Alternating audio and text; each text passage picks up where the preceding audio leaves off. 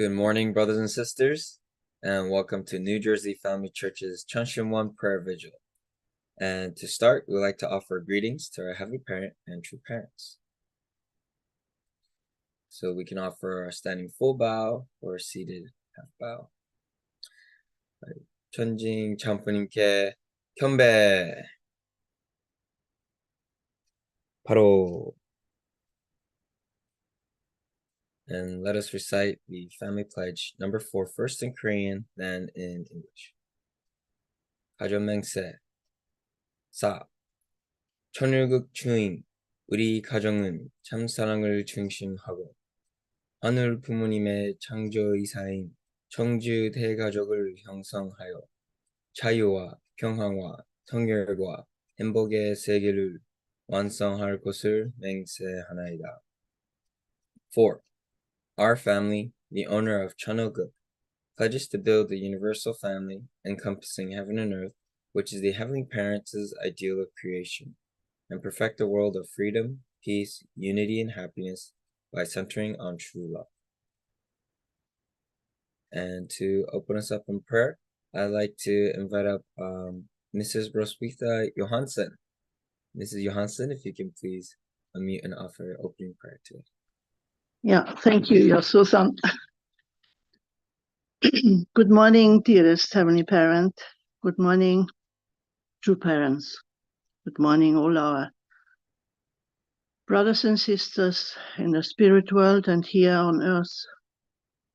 We are grateful to start a new day together with you, as you have waited for us, your children, for such a long time. Reminiscing our own lives and comparing it to our true parents, we see some similarities, but also we see how much we are lacking. But nevertheless, you are giving us a new opportunity each and every day, and we can really understand the depths of your heart and your incredible love for humankind. I really pray that we can work harder, that we can reach out to those who are still unaware of in what time they are living in. And we are so deeply grateful for the words we hear every day from our true mother, from brothers and sisters who are giving reflections. And it's really so precious because each one is giving it in their own understanding, because you are without any border. So we are so blessed to be here together, and we can learn from each other so much. And I pray for all those who are still distant, that we can embrace them with true mother's heart and really, like we heard yesterday, catch the fish and really bring them in with your heavenly love. Thank you, Heavenly Parent, for this opportunity. And I pray now that you can be with each and one present here and those who will watch later. And thank you so much for everything. I pray this in my name, Roswitha Johansson of a Blessed Central Family. Aju. Aju. Thank you so much, Mrs. Johansson, for that beautiful opening prayer. And brothers and sisters, let's take a moment to do some stretches and bring some oxygen flowing into our blood and let the blood flow throughout our bodies. So first, let's reach up to the skies and pull ourselves up and feel the stretch on our sides and our back. And let's lean towards our right side now. And you could also pull your left arm to feel an extra stretch right here. And then we'll switch over to our left side now. Ooh, that feels good, but don't overdo it. You don't want to pull a muscle, only until you feel that stretch. All right, and let's come back to the center, and we are going to, well, I guess this is my routine. What I like to do is just, interlock your fingers. We'll put a little tension by pulling on each other and bring it out and curl your back. And as you pull apart your fingers, or try to, you should feel that nice stretch in your upper back. 3, 2, and 1. All right, and then let's invert our hands so that we feel that stretch in our forearms. 5, 4, 3, 2, and 1. All right. So maybe if you have space, you might want to move around a little, or if you don't have space, you want to move around. You could do it seated. Just gonna twist our torsos to give a nice stretch in the back, and also I believe if you stretch far enough, you can feel it in your lower abs. 5, 4, 3, 2, and 1. Okay. So now that we just kind of loosened up our torso, I'm thinking today we could just do some breathing exercises, just twice, inhale and exhale for a long time. So first, we need to exhale to empty our cells and bring in new oxygen in. So first exhale. All right, and then let's inhale slowly.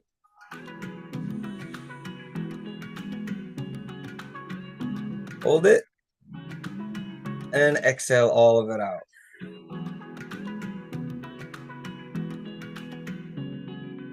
Keep going, keep going. All right, inhale now.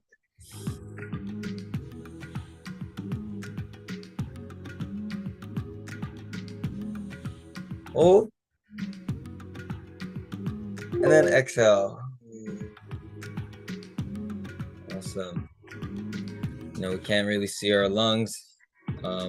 It's always covered by our bones and skins, but really appreciate the lungs for keeping us going by breathing. So yeah, thank you everyone. So that'll conclude the light stretches for today. Yeah, we're going to be going into breakout rooms now to share any gratitude and appreciation points, either from yesterday or just this morning or just this past week. So when you're prompted to join a breakout, please click join. And if you're unable to, please take this moment to reflect on your gratitude points. So let us go into our breakouts.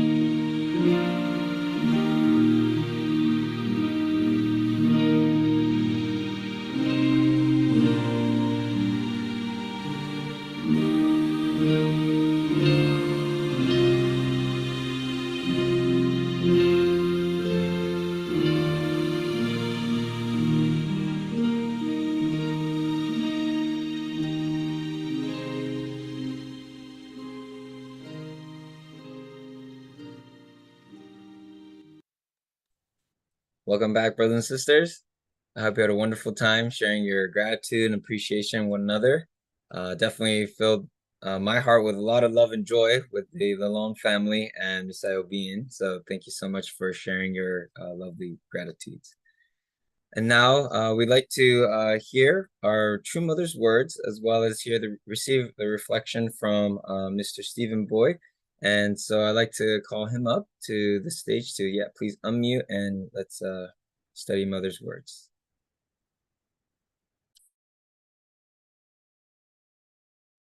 Good morning, everyone. Pleasure to be here again. Thank you, Yasu. Thank you, Pastor Naokimi and Pastor Takino. So let's begin our reading this morning.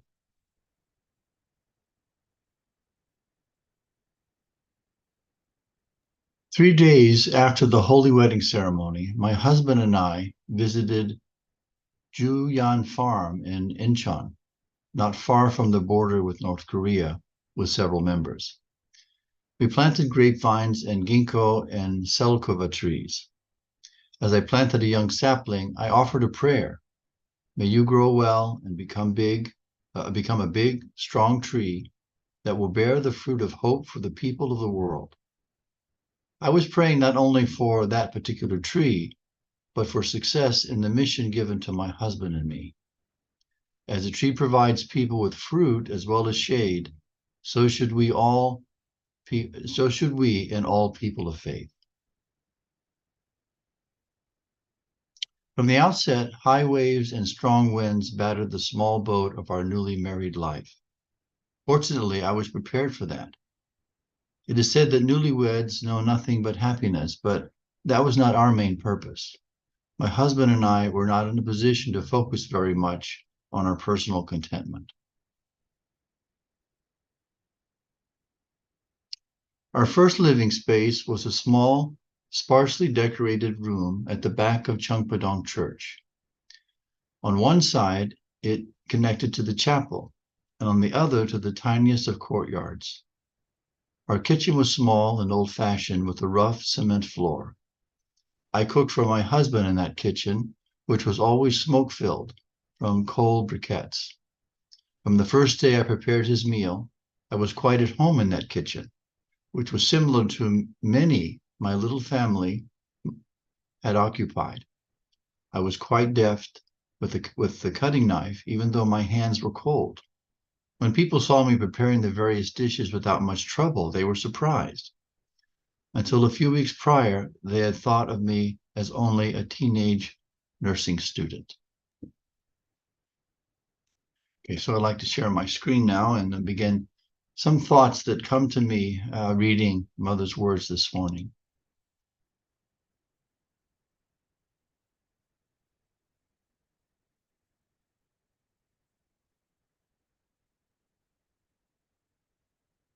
So Mother talks about just 3 days after her and Father's holy wedding ceremony, they were out. No mention of a honeymoon. There was no honeymoon. Father was focused on his mission with Mother, and they went up to Incheon, or near Incheon, which is right up on close to the North Korean border, and it's not very far away from Seoul.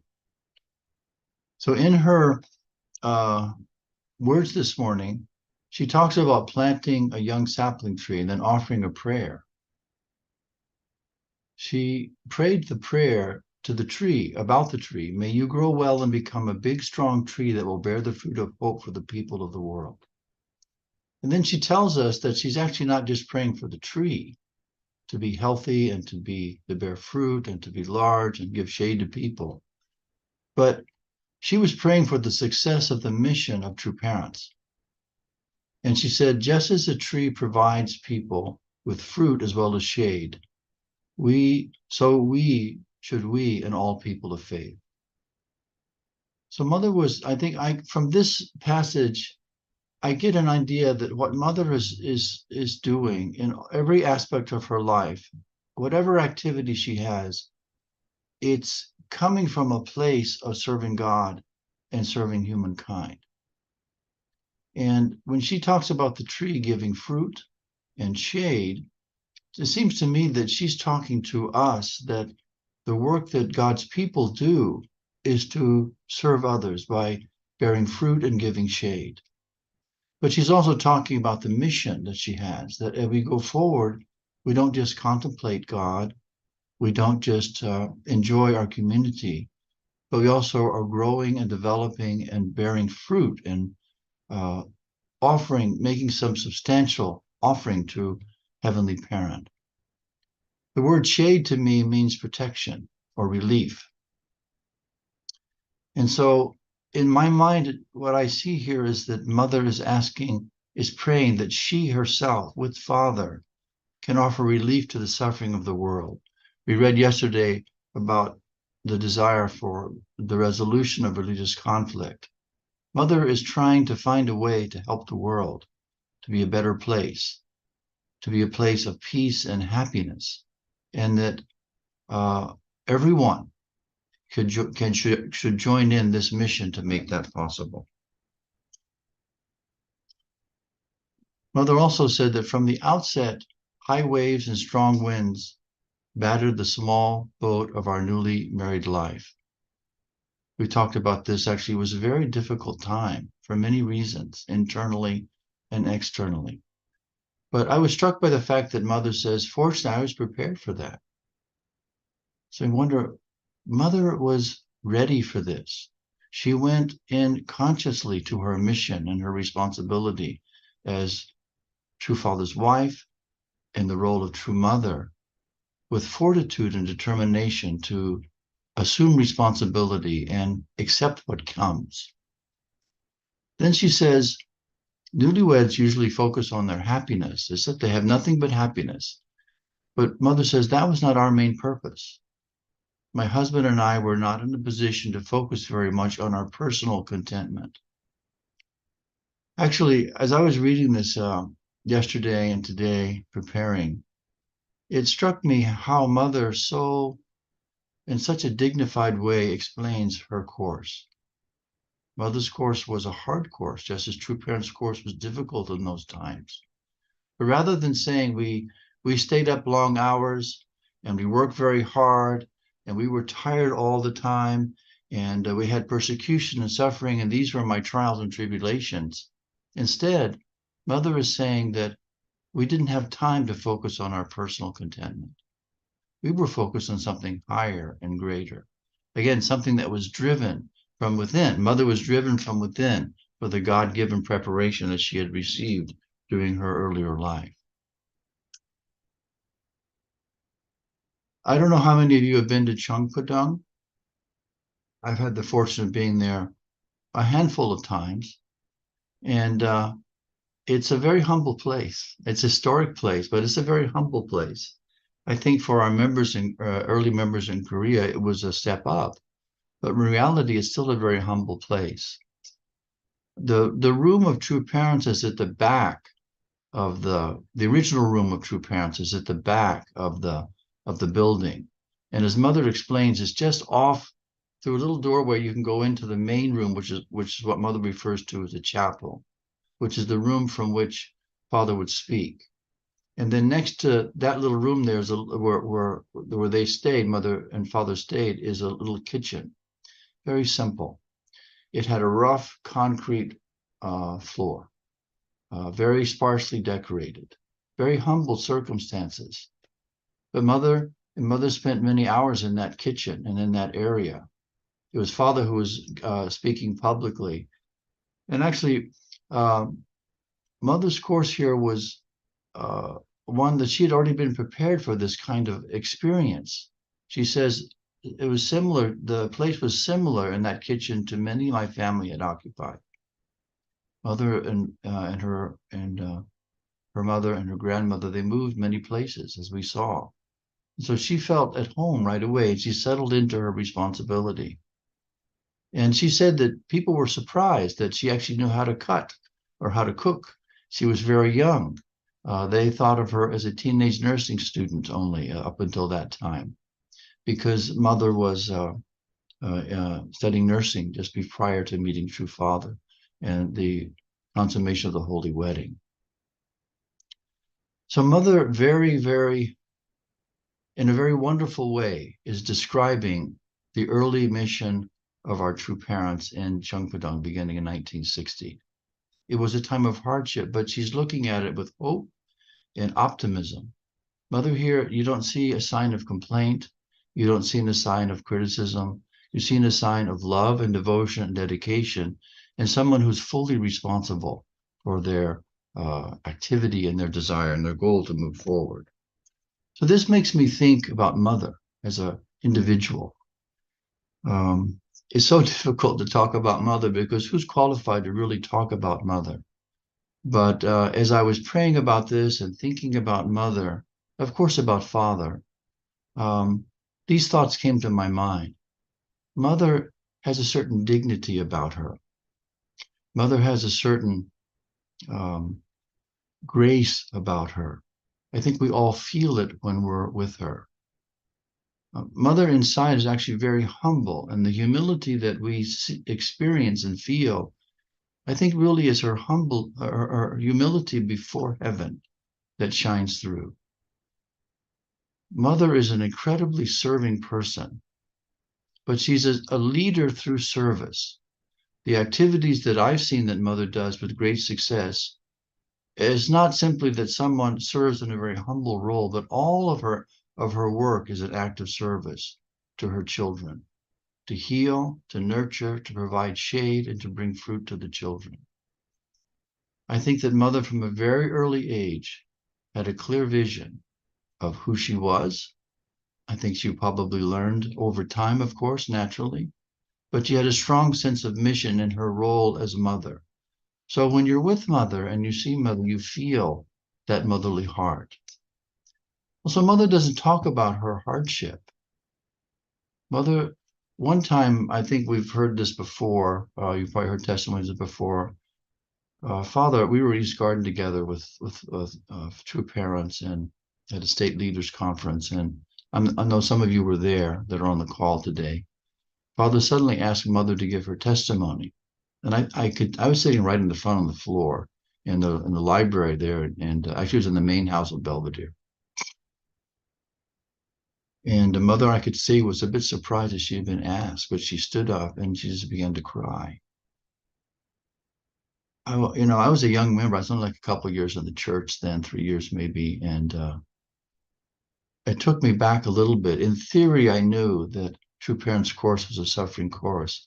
Mother spoke very softly. Dr. Bach translated, and she shared her heart, her tears, and then it was a quite lengthy testimony. And I remember watching Father, that was so close. I looked up at Father and I kind of watched his reaction. He was very silent, very stoic, but you could tell that he was quite moved to hear Mother's suffering. For some reason, Father chose that moment for us to hear Mother's testimony. And then actually she just cried. She had tissues and she was crying and she was crying. And at the end of her testimony, she said, please don't ask me to, this will be the last, something to the effect, this is the last time I'll give my testimony. Please don't ask me to give my testimony. Because I think it was very difficult for Mother to revisit really the hardships of her life in that venue. But you don't hear about that. Mother minimizes her hardship. And like a good parent, for our children, we don't go to our children and tell them all of our problems. Instead, we try to comfort them. It's going to be okay. Follow me. I'm with you. I will support you. You can stand up and do it. These kinds of things are what a good parent does. And we feel that heart from Mother. So really, Mother is taking on our burdens, doing the hard jobs, just like Father, so that we as her children, not just us, but all of humankind in the future, does not have to suffer in the same way. In the same way that we want our children to have a better life after us, we want to leave them something, a good foundation internally and externally, something we want to leave as a legacy for them. They'll make their lives easier than ours. This is exactly what True Mother has been doing and is still doing with our True Father. Mother is uncomplaining. I was fortunate enough, as a state leader, those of us on the call who were state leaders, we can remember back in the 70s that we would get called to East Garden or somewhere with True Parents every month. At least once a month we were with True Parents. And so we were trained directly by True Parents. Don't know how well we learned, but Father was investing and Mother was there supporting always. And then when I was a missionary in Uruguay, we had a period of time where Mother and Father were there quite frequently, in fact, for long, extended periods of time. And we were able to work, kind of serve them closely and support them in many things that we were doing. You never heard Father or Mother complaining. Mother never complained, but they were so tired, working so hard, but always joyful, always thinking of others. So one of the things that is a part of Mother's dignity to me is the fact that she is not a complaining person. I guess that maybe that's not the best way to say it. And then the last comment I'd like to make about True Mother's dignity is that when True Parents were in Latin America, they were attended by a brother because obviously they didn't speak Spanish or Portuguese. And one of our Argentinian brothers stepped up and became an amazing translator. Some of you probably know him, Alejandro de Sousa. And he was with True Parents really for 5 years, day in and day out. And he's written, sorry, it's only in Spanish, but he wrote a book kind of at the urging of one of the True Children to talk about his experiences with True Parents. And there's one passage in the book that stands out. I always think about this passage because I know it's true. I found it to be true in my own life in serving True Parents to the limited degree that I was able to do so. He talked about Korean society and that in Korea, the leader always keeps his subordinates or the people under him at a certain distance. You don't really know the private life. There's a public persona, and things operate that way. And to a degree, we feel that from True Parents. But also, his comment was that you don't know in Korea what may be the private life of a particular individual. But with his own eyes, he witnessed that the public life and the private life of True Parents is exactly the same. They're the same everywhere. I don't know about you. Sometimes we'll come home and you're off the clock, and then so we just kind of relax and kind of do what we want to do, recuperate. True Parents' life, True Mother's life is not like that, in the sense that what they do in public is something, and how they behave privately is differently. They're actually the same. And so that's such a deep testimony to me that what we see in True Parents and how they live and how they act, that's exactly who they are. They're that way in different ways in a private venue also. So they're really, really people of their word and in all settings. So this brings me to, I was thinking then about how we respond to True Parents, how we behave in front of them. One time we were in East Garden, and we were sitting, I think in the living room there on the floor, and this was another state leaders meeting. And one brother we're all sitting on the floor, and so this one particular brother put his foot out, you know, and that's very impolite, right? To show the bottom of your foot in a public venue like that. It's like the place that touches the earth. It's dirty, you don't do that. That's a sign of disrespect. So Father very gently said, "Oh, so-and-so, don't put your foot like that." So right away, the brother retracted his foot. And then Father went on to speak. He said, when you're with True Parents, you realize that there are certain things you don't do. There's a certain way that you behave. And it isn't, and he said there's certain things you can't do when you're with True Parents. And he said, you may find that interesting. He said, there's some invisible force. He said, I don't tell you what to do and not to do, but you come into our presence, you feel that you must comport yourself in a certain way. He said, these are invisible forces of heaven. And he went on to explain that this is the result of the internal conditions that True Parents have made over their years. And we find this with all great people. We feel a certain aura about them, a certain atmosphere, but particularly with True Parents, we feel a certain respect that they have earned. It's not that they're saying, please respect me. We naturally, once we understand them, respect them and admire them. And we obey in a certain way, not because we're required to do that, but because in our hearts we want to. And I am so grateful for this kind of experience, because this is how I believe True Parents feel in front of God. True Parents, I don't think, set out, Mother's not thinking, I want to build a big empire somehow. She's only wanting to serve Heavenly Parent.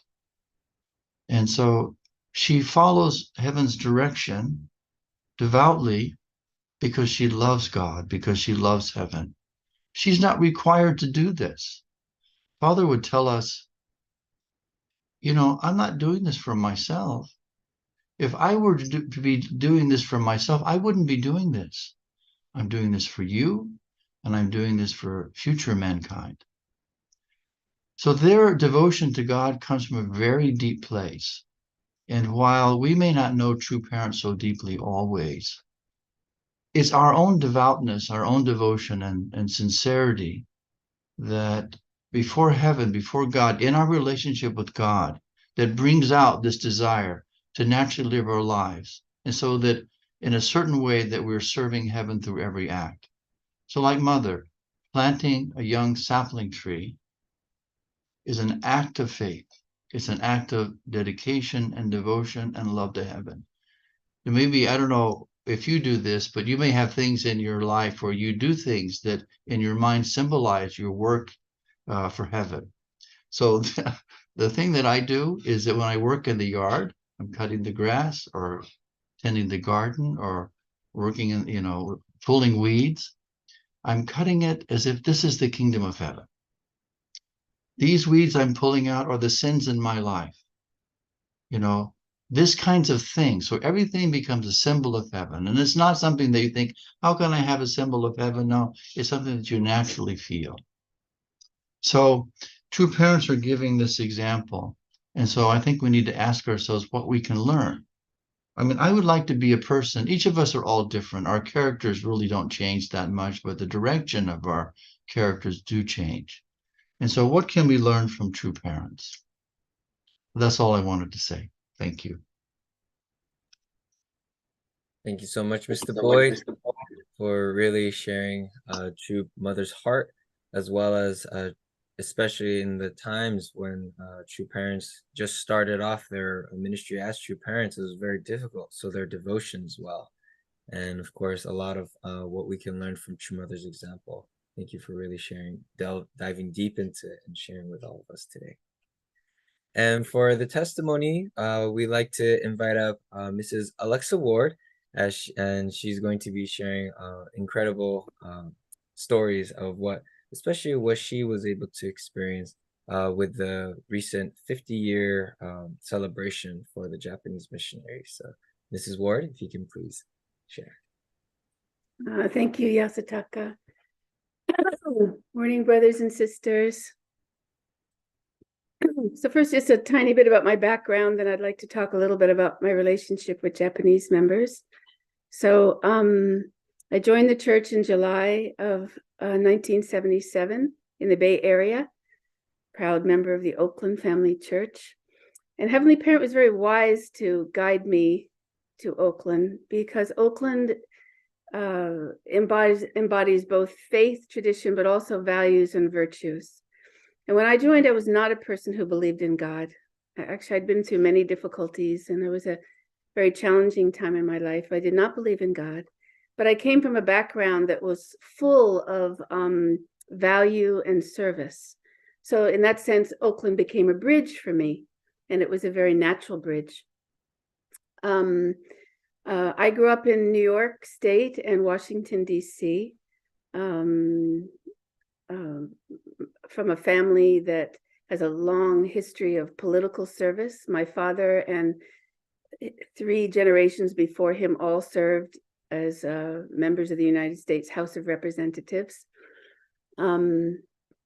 So my husband, Thomas Ward, an 1800 couple, was re-blessed to me in 1982, and Reverend Wampil Kim asked us to serve as the first leadership couple of the 1800 Couple Association in the U.S. So I was appointed president of WWAP USA in June of 1999. And not long after that, two parents were meeting with Japanese members in East Garden.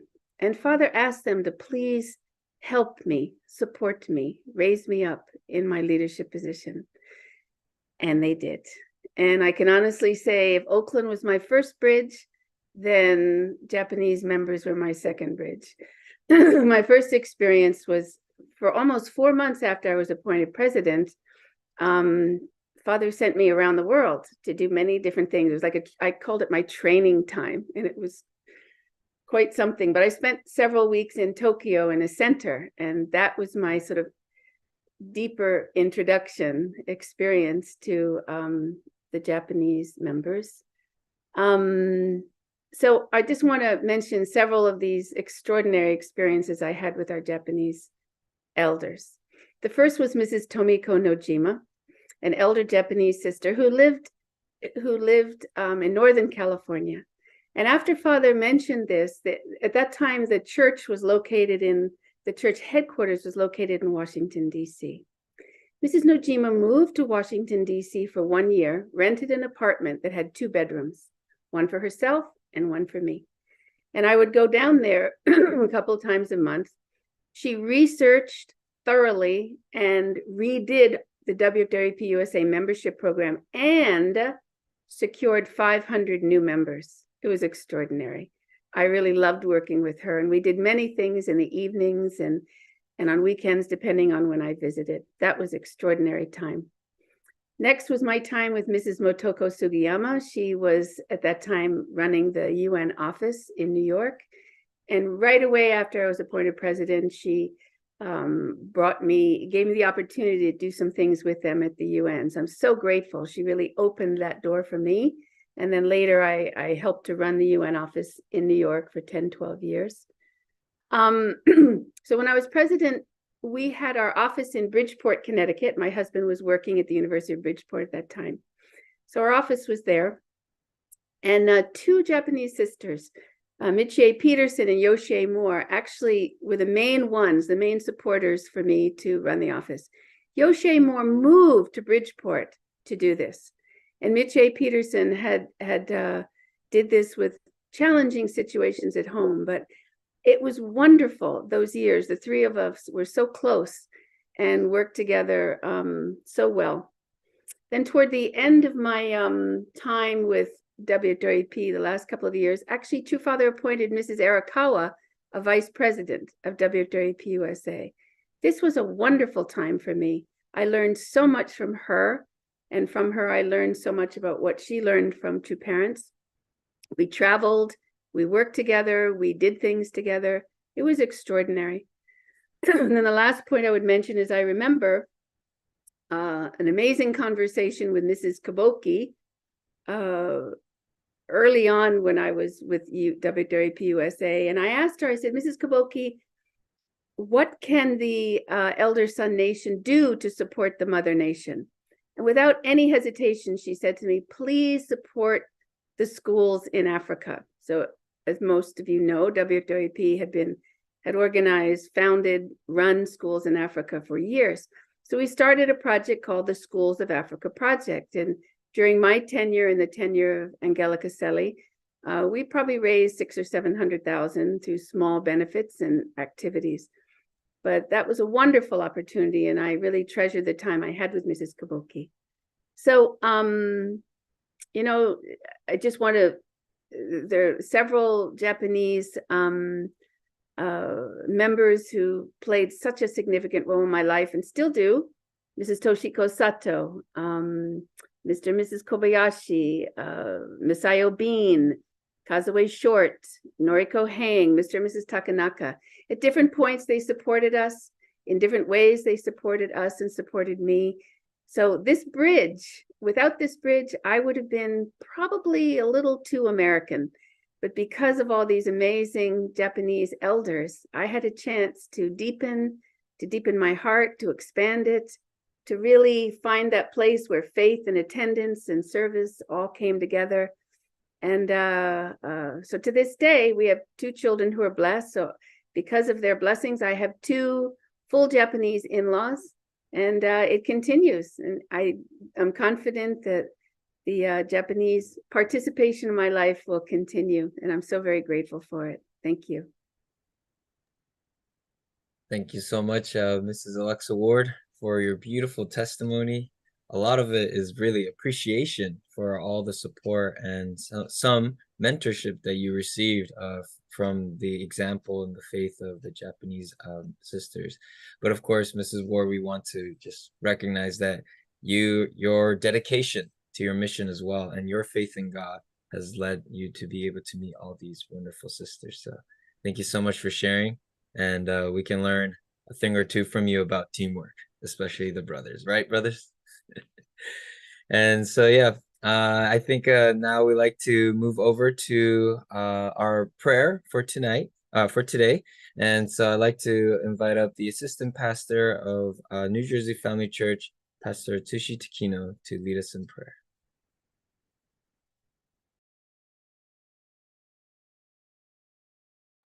Good morning, brothers and sisters. Thank you, Dr. Boyd, Mr. Boyd, and Mrs. Awad. Uh, Mr. and Mrs. Ward both, I'm so respect their couple be- because their heart or they are always humble. If I'm way younger than them, but they also appreciate the respect to younger. So I so appreciate, that I have a touch to work or have a lifetime together with them. Thank you very much, Mr. and Mrs. Ward. And I'm sure I have more wonderful brothers and sisters. Almost all the elders, our families, brothers and sisters, is wonderful people who touch the true parents or have a time with the true parents. So I would like to hear more their stories and would like to inherit their life and that they want to pass to the next generation. So today I like to invite Shogo sister, Tazue Nakaza. Good morning. Please join me in prayer.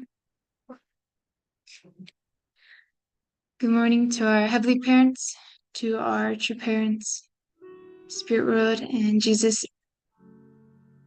We are grateful this morning to wake up on the East Coast bright and early and awaken afresh with Mother's Spirit in our hearts and in our minds as well. We know that in Korea right now it is evening time. I pray that whatever Mother has been doing throughout this day, that she could have peace and love in her heart as well as she always does. And that as she rests off, that we can become these sons and daughters that can protect her as we are awake and as we are moving about in our daily lives, that we can think about her and bring her spirit into our lives so that Mother can be alive wherever we go, Heavenly Parent. That we can create that spirit of the early days of spirit and truth, and that we can spread the true love of your heart, Heavenly Parent, to your precious children, to our brothers and sisters, and allow for them to relish in just a small bit of that love and of that embrace. Lord, we pray that we can, yes, become embodiments of true Mother's Spirit, of true Parents' Spirit, to become dignified and graceful and kind and understanding people, Heavenly Parent, and take that extra step to go about to serve our brothers and sisters that are around us as well. So we pray that the beautiful traditions of love and of heart that true parents have left behind for us, that we can continue to share and continue to spread, so that true parents' legacy will not die out, but we can carry it on and carry that torch together with us as the new generation, Heavenly Parent. Today is a new and beautiful day, and so we want to join hand in hand together with our ancestors in Spirit World and with Absolute Good Spirit World to bring about a beautiful day that we can offer up as a victory and as gratitude at the end of our day. So we thank you, Heavenly Parent, so much for giving us the gift of life. And we want to do our best to fulfill our purpose and bring you joy and bring ourselves joy as well, Heavenly Parent. We thank you and we love you. And we want to offer this day up already in gratitude and in victory. I pray this in all of our names here. My name is Tasanakaza, daughter of Koki, and my name is Kasabashirami Aju.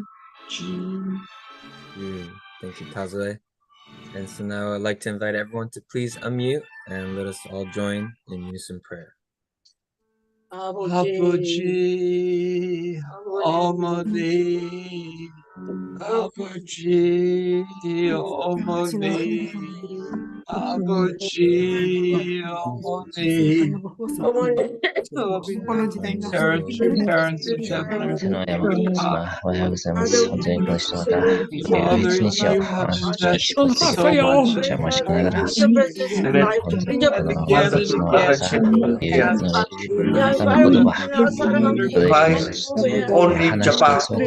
I only know もし、 Japanese. 生的にも続きに Brought me here to see the world. And I like 文化を言葉に beyond して、 nationality.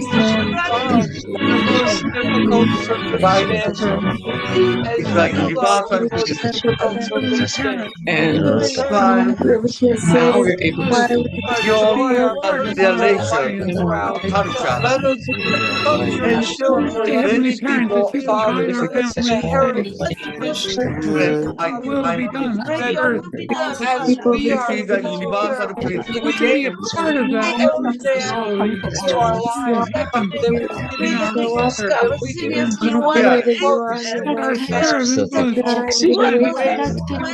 マスクとって、タレントを見つかって、私たち20代の著書を外に来て、また、 And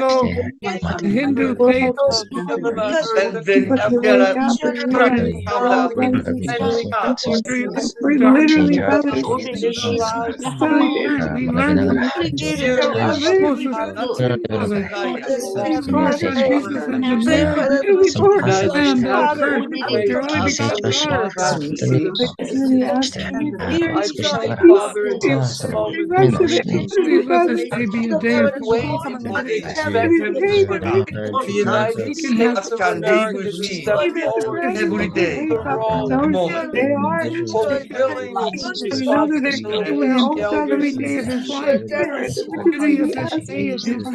this moment of our church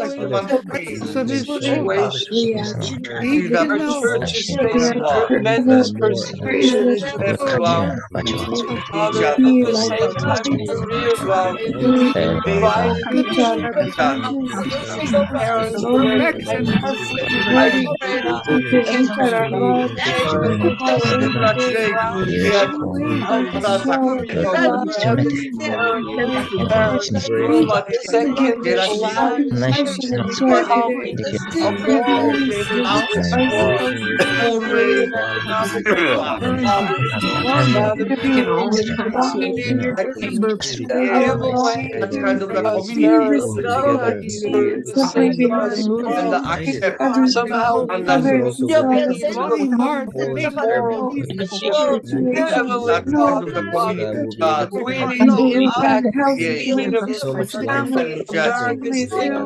somehow how difficult it can be to be a caretaker.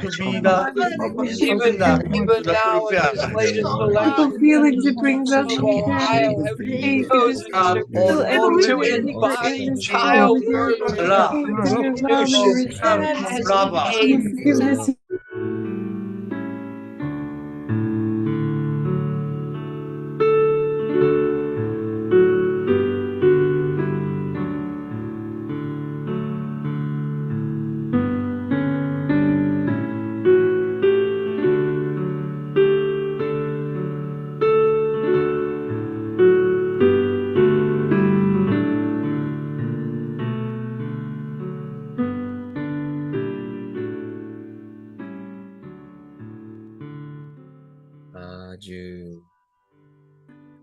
Thank you so much, brothers and sisters, for your prayers and just really offering up everything to our Heavenly Parent.